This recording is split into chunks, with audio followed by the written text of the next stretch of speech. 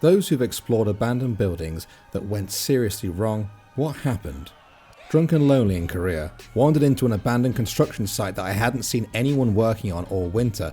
The night air is cold and frigid and there's echoes of cars passing by. Using the light of my old shitty phone, I walk inside, look around. The place is empty and I'm too drunk to be scared. Stumble upstairs, wandering around, slip because I'm drunk and my ass hits the concrete and I drop the phone and I'm in total darkness. I reach over, pick up the phone and see that right in front of me where I was walking, the ground gave way to a 10-foot drop, at the bottom of which are a series of rebar bars jutting out of the concrete. I could have stumbled and impaled myself on them easily. Holy shit, that's terrifying. The realization that, hey, I almost died horribly just now is a mind. I used to go through abandoned buildings with my dad, a fireman in near west suburban Chicago. We ran into a bunch of homeless guys burning the coating off wire. My dad and the police moved them on from the building. Later that night they were doing the same in another building down the block, which led to a 3-alarm fire and 2 abandoned factories burning to the ground. Copper thieves are a serious problem in my city as well. The stench of burning plastic can be suffocating some nights. When I was a teenager and some friends and I had nowhere to live, we found an abandoned house in a fairly dodgy suburb to live in. One of the people I was with said it used to be a drug dealer's place and he had left town indefinitely, so we figured we would be safe to squat there for a while. It had super high fences which we had to climb to break in through the back door, and the first thing we saw was an old dog chain that had been snapped and there was dry blood around it on the concrete. It's not super relevant, but it gives you an idea of how grungy the place looked.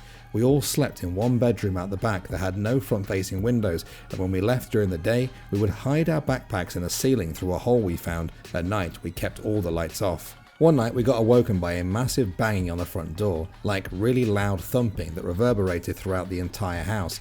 Think like if the cops were desperately trying to get the attention of someone in an apartment. There was nothing shouted, so we knew it wasn't police. We just stayed as quiet as we could until it went away. The next morning when we left, there was a huge knife shoved through the wood at the front, embedded halfway down the blade. We left it there.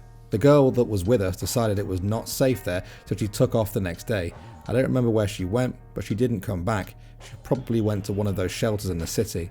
Me and the remaining guy went out a day or two later to get some food, and when we got back, we found that the windows had all been smashed in by rocks thrown through the windows. The remaining furniture had been trashed, beds flung onto their sides, couches pushed apart with their cushions ripped. Someone had clearly been looking for something. We said, F it, booked it out of there and moved to a park. Way more open, but significantly less terrifying.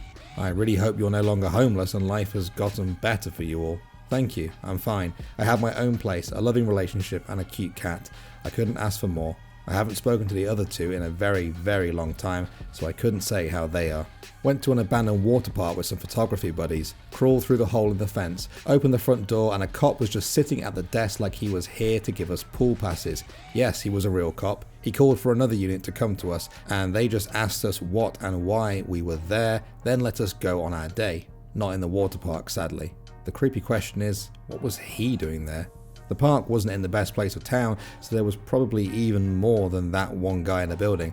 We have been in before and the entire inside is covered in tagging. It's actually a really cool kind of scenery if you can get through the front door.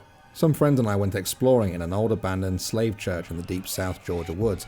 There were graves dug up in the cemetery and the church itself was all falling apart. There was one hallway with a room in the back that had the door cracked.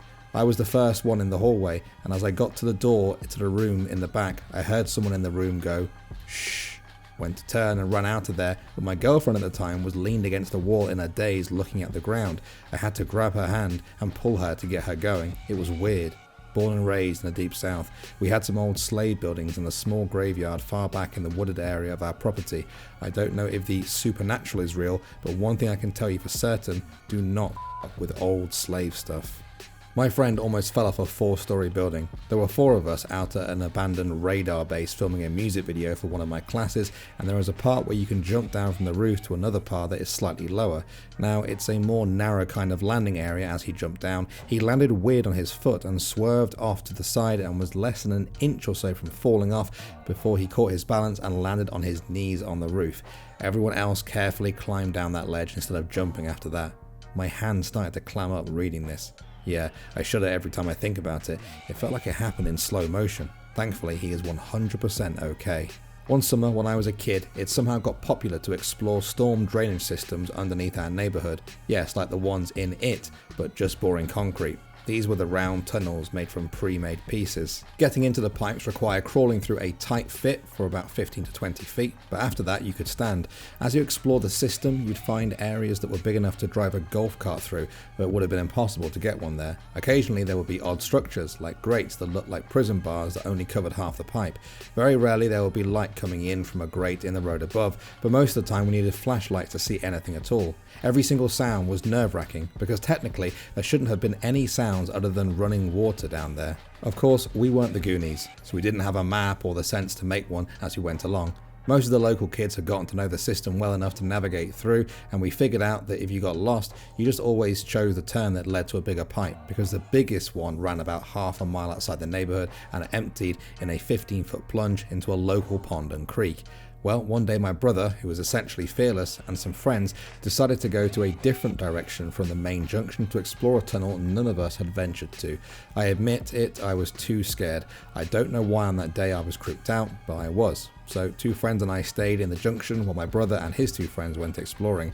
After they were gone for 10 or 15 minutes, we heard terrified shouting and running footsteps echoing down the tunnels, coming toward us. My friends ran. I wanted to run, but that was my brother down there. Finally, through the dark tunnel, I heard one of my brother's friends shout, "Go!" We all ran the big tunnel because instinctively we knew that whatever was down there would catch us if we had to shimmy back through the small pipes to get out the way we came in. So we ran hard, flashlight beams bouncing off the walls, until we finally started seeing light from where the tunnel emptied into the pond. One by one we all reached the drop and just kept running into thin air, falling into the pond below.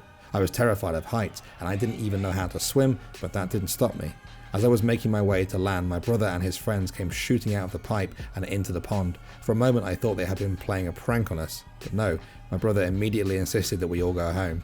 He wouldn't even tell me what happened on the entire dripping wet, almost a mile walk. The whole group went to my house, and my brother, knowing we would all get into trouble, told my mother where we were and what we had been doing. He also told her that when he and his friends reached the next junction in the tunnel they were exploring, they came across a spot where light was trickling in from above. There was a pile of trash and debris built up around one of those half-pipe prison bar grates, and laying within that pile of trash, they saw a man who, upon hearing them, raised his head, reached out towards them, and started crawling out of the trash in their direction. So they ran. My mother called the police. They asked my brother to guide them to the location in the pipes where this happened. They found exactly what he described, but the man was gone. Within minutes there was at least a dozen police cars around our neighbourhood with people and dogs searching that drainage system. They wouldn't tell us any details. We do know that they never found the man. The dogs followed his scent to the end of the pipe at the pond, but they never picked up the scent anywhere on the ground, around the pond or creek. As far as I know, none of us ever went into the storm drains again. I guess it's worth mentioning that the tunnels we used to get down there were far too small for any adult to go through. The police had to bring a key to open the manhole covers to get down there. None of us ever knew of any other entrance a grown person could have used to get in the drainage system without somehow going in the pipe at the drain end, which would have required either rappelling down to the pipe or somehow getting up to it from the pond.